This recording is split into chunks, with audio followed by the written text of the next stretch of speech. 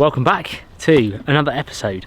I'm back in the woods, and last week we focused on coppicing and a bit of a traditional method of covering the trees, protecting the trees, which has been done for thousands of years. This episode I'm really excited about.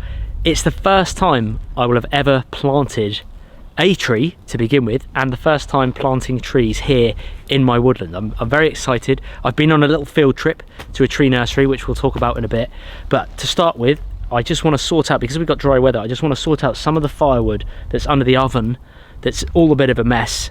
This general camp area is a bit of a mess, to be honest, so I want to get that sorted, and then we'll head over to find some spots and some areas really to get planting. I've got a number of different species, which again I'll talk about in a bit. I've got Dad here with me too, so it's going to be an enjoyable afternoon. Thank you for tuning in. Let's go and sort this camp out.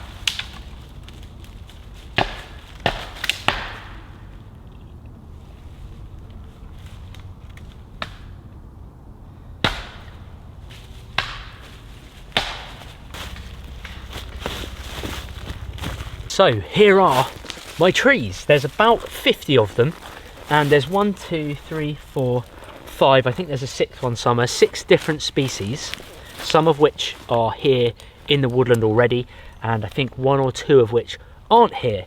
Now, these are essentially whips, so they're very small, thin shoot. They're like a sapling. They're not even quite a sapling yet, and they've got the roots on them. So they're bare root trees. They're not in a root ball like you would get in a pot at some garden centres. These are bare root trees.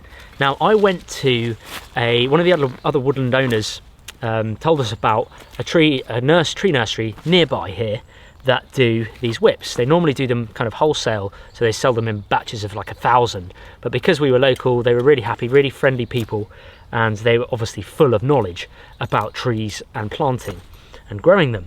And so I did a little trip over there. It was only about 10 minutes down the road from where I am here, and had a good chat with them, learnt loads about young trees, how to nurture them, how to care for them, how to plant them, which we'll talk about in a bit as well.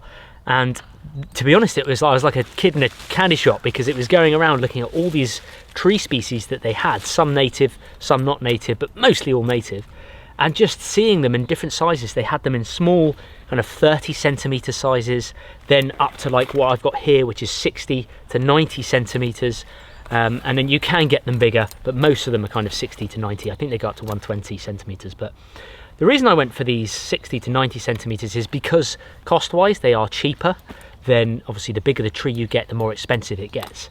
But also it's just easier planting them. It's easier for them to get more established root system in the strong winds while they're young, and then they can grow up to hopefully strong trees. Species I've got, let me just talk you through them. So here I have about 5 field maple, and I've only got 2 or 3 very small field maple here in the woodland, which are naturally here. They were already here when I bought the woodland, and that's why I thought I'm going to get a few more field maple.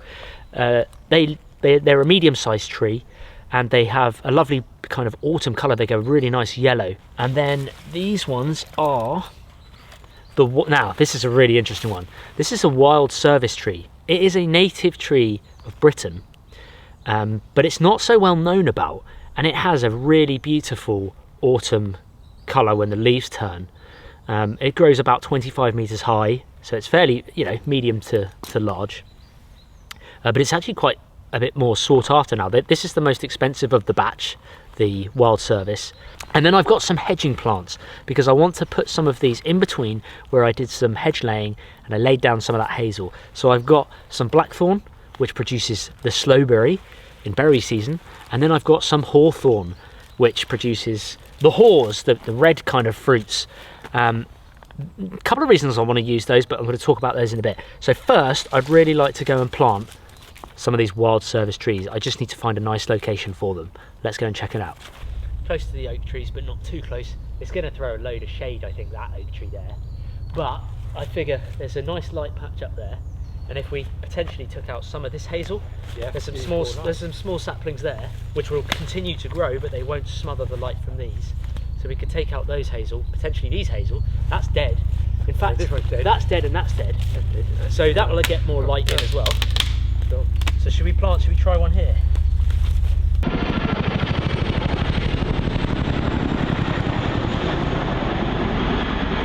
So that's the root system on the Wild Service tree. And this is just starting to bud. You might be able to see that there. I'll hold it against my glove. This is starting to bud because obviously it's springtime now. Well, it's going to be springtime, so it's perfect time to plant. We are January and we've just had a hard frost last week. We've got a week and a half spell of at least no frost, so that's a good time to do it. When I was at the tree nursery, the kind gentleman there basically explained to me how to plant these. I was picturing in my mind digging a big hole that's, you know, fairly large, about 2-3 feet deep, burying the tree root system into the hole, backfilling with dirt or the clay, and then that was it, and patting it down.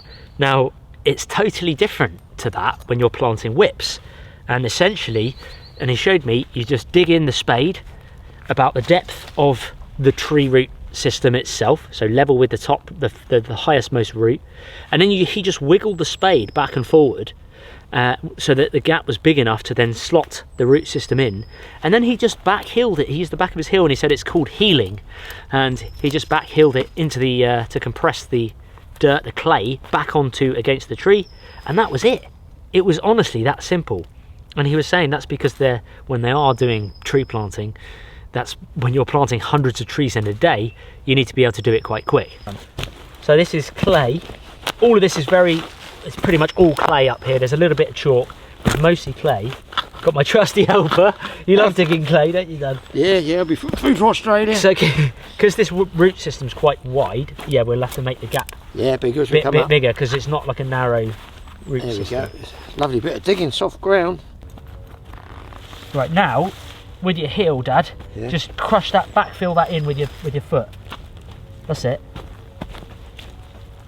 Just crush it all in. Heel and toe, that's what we do with doors and windows. Yeah.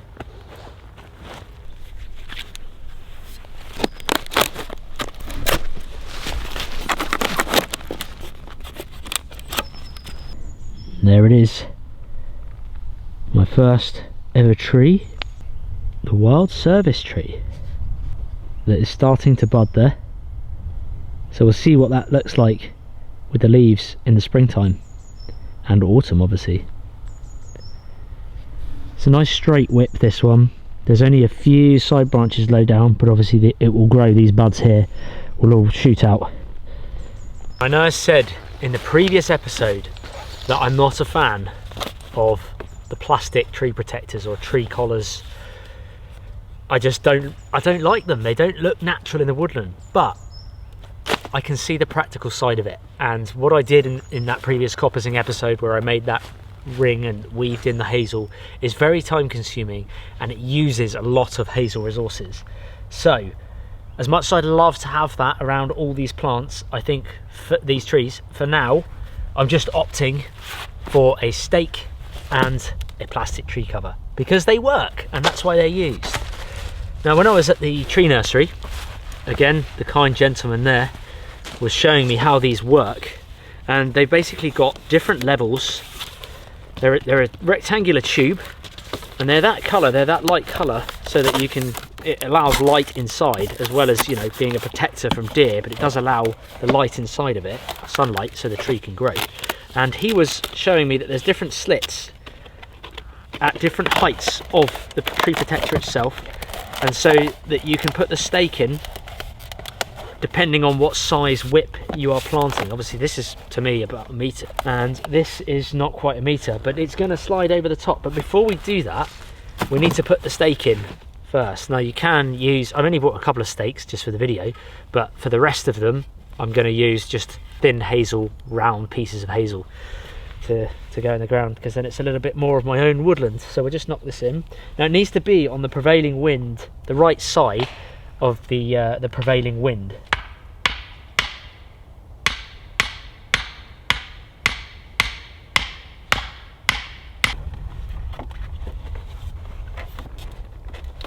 If you look, I've just literally slid this down over the stake. You can see that the tree is just here, and it's going to go up and in under the stake, and I'm just going to push that stake down with it coming out of these little grooves here, and it will go back in the groove up there.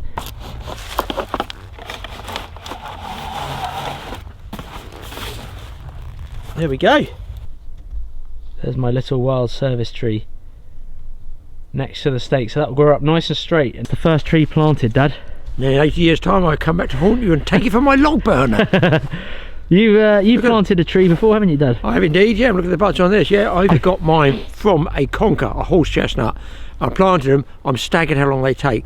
3 years. I had 4. The wife clipped one with a mower. I'm down to 3, and I got a wild one I just pushed in the edge of the compost. It loves it. It's grown 3 times faster than the other one. With the compost? Yeah, I feel so. Yeah, I might mulch over this a bit with something. Yeah, you could do, yeah. So I'm figuring that height of that green tube is for the deer. That deer can't get to that height. They can't nibble at the sheep. Because they've got these buds there, haven't they? Yeah, I've showed you. Those buds are going to be great food for the deer to chomp away on. Yeah. Which is why I was saying about the plastic collars. I'm not a fan of them, but I see the practicality of them. Yeah, that's what it's there. If they use them in forestry, that's what they use them for, isn't it? Should we go and plant some more of these service trees? Yeah, let's crack on with them. We're planting them near the oaks, guys, because this ash, if you look, I'll just show you. Yeah, split. Big ash there, another ash there. Most of my ash is all over there. They're all going to fall down eventually. They've got ash dieback. So sadly, they're nice mature ash trees, but they are pretty damaged by the dieback, so they'll be falling down. So I'm going to plant some of the bigger wild service trees over there.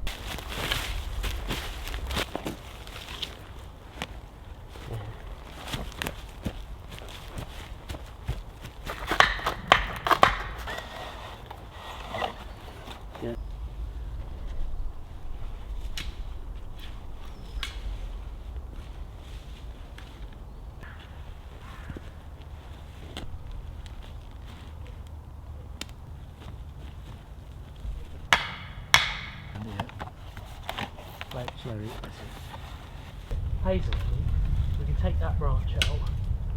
Well, plant them first. Next up is the field maple, and we've come over to, this is the eastern boundary of my woodland, and it actually gets quite a bit of sunlight, certainly early on, but there's more natural light here anyway. So I've got 6 of these, I think. We're going to plant these a little bit closer together, and these have nice branches coming out.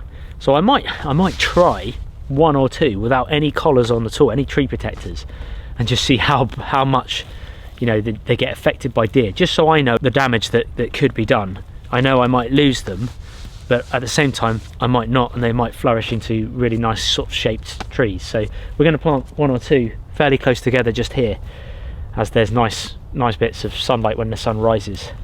These have quite a big root system on them, so we might trim these a little bit, because they're quite wide.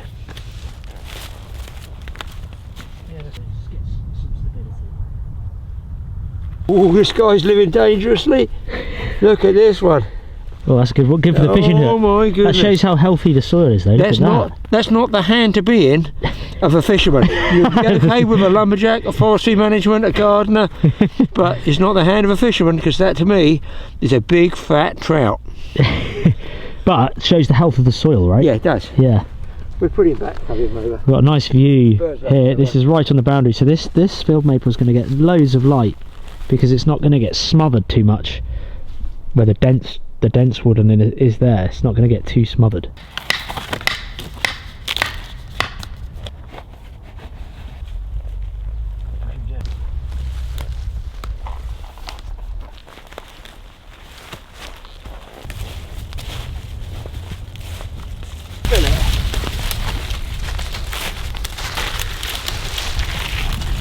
Oh, that's a bramble there. So we've planted a few of the main trees, the field maple, the wild service trees, and I've got two others to plant after we've done this. We've just cleared some of this. This was a dead hedge, and you can see behind me I carried on the hedge laying anyway with the binders and the weavers and the stakes coming in through here because it's part of the boundary and I wanted to continue that hedge all the way along the boundary. Now unfortunately here, where behind me, there's no growth, there's no hazel, there's no small hazel, there's no any type of hedging tree. There isn't anything here. There's just a few large, very mature oak trees and some hazel and a big ash tree behind me as well. But the hazel's very mature and it's growing straight, so there's nothing I can really do except fill in this gap with a hedge species. Hawthorn here, blackthorn here, and you can tell by the second name that they've got spiky thorns growing all the way up them. These grow into really dense, thick hedges, and they're probably arguably the best hedge species to have as a natural hedge to keep out livestock. The sheep are in this field here and just wander through the woods everywhere, which, you know, it's fine, but on a regular thing, when you've got loads of sheep in your woods, it does affect the ground, and it stirs up all the ground. It will affect the ground plants and the flora coming through, like the bluebells, dog mercury, all things like that. So we're going to plant these in a staggered fashion, so a row not far apart, but just do one row and then another row behind, filling in the gaps, and that way that's going to create that dense thick hedge, and it should hopefully fill out. Now you are meant to protect these and ring them, but I'm just going to sort of go for it to begin with and see what happens, and because spring's coming I can keep a good eye on what's happening.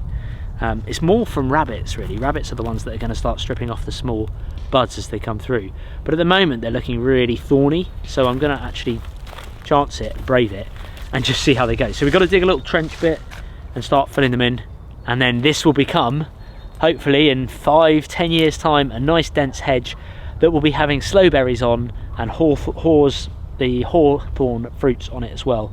And yeah, it'll just be really exciting because we can make things from that.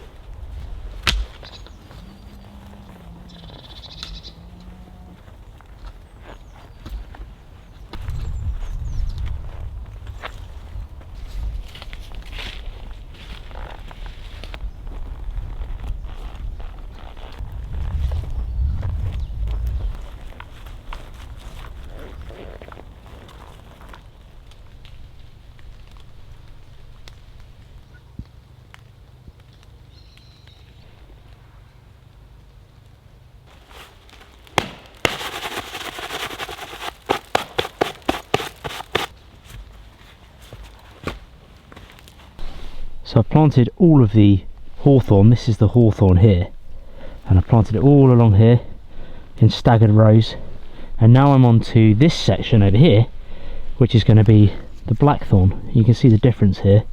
This is a hawthorn on the right, and on the left this is a blackthorn, and they're quite similar at the moment in terms of the thorns themselves, but once they bud and the leaves come out, there's some buds there you can see, then you'll notice quite a big difference between the two leaves and certainly the fruits. The root system on the blackthorn seems to be a lot less than the hawthorn at the moment, but these are very resilient. This hedge species are very, very tough, very resilient, and so I think these will have no problem growing here.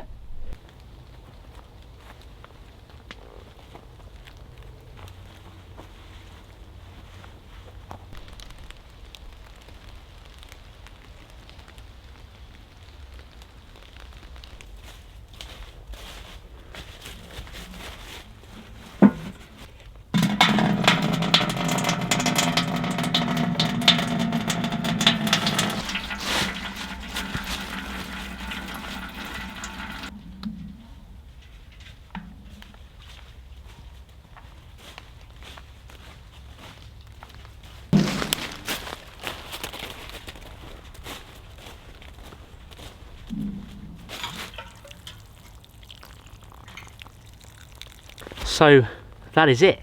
I've planted all of the blackthorn and the hawthorn. I've also given it a bit of water with some of that's another reason I've got the water butt underneath the cabin, the rain barrel. Just because if I'm doing tree planting and we have those dry summers like we did last year, the droughts, it would be really nice to have that water to be able to keep these small saplings and these small hedge laying species and the saplings, the other species alive, and, you know, hopefully not have too much loss. In a couple of years' time, going to be a thicker, denser hedge. It's going to be really fun to document this, and I'm going to show you guys throughout the spring when it starts to bud and when the leaves start to come out. We can have a look at it then, and then I'll show you again next year. If you still follow the channel, then hopefully you do, and we'll see how it's grown in a year. The same with the other small trees. Why am I doing this? Well, I'm trying to, a couple of reasons really. Part of my woodland management objectives is to try and increase the biodiversity of the woodland itself. Where it's been unmanaged, there's still plenty of species here, but it can be increased, the biodiversity, so much more by doing things like this, creating natural hedges. This will encourage things like small birds to nest, so small nesting birds. It will bring in more of them. Also attract small mammals, so your rabbits, hare I've seen around here too, your stoats, weasels, you know, that sort of small mammals. All those will be able to use this as cover, and also it's the ability to do the proper bushcraft side of it and be able to harvest those berries, the slow berries in the autumn, and the haws as well from the hawthorn. You know, you can create all sorts of kind of fruit leather from the hawthorn, and you can create obviously slow gin and slow jam from the slow berries. Cool. Tree planting, I can tick off the list. Awesome. Very pleased. One of the things I forgot to add is all these leaves that Dad raked up the other day back from this area. They're full of moisture and they're wet, so I'm just going to basically brush these back over, because this is going to help keep all that moisture around those small trees so that they have a better chance of, you know, accessing the moisture throughout the warmer months. So we'll keep all the leaves there. I won't leave it bare ground because the leaves are off the trees now, they're not going to fall anymore. So that would be bare ground otherwise.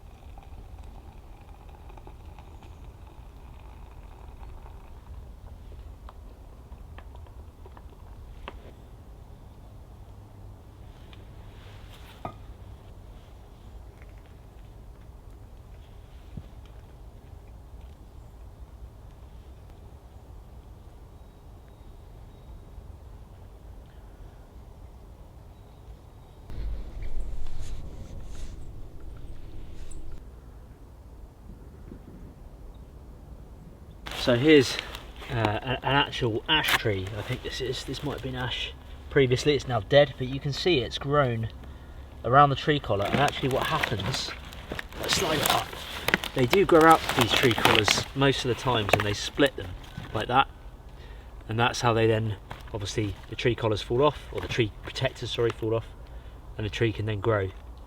But these are the old ones that are in the woods. There's quite a few of these around. They're a bit of a better, I'd say, colour, a bit more less garish, but they've also been weathered a lot.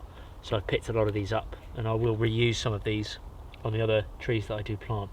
It's just interesting to see they actually do burst open once the tree gets big enough.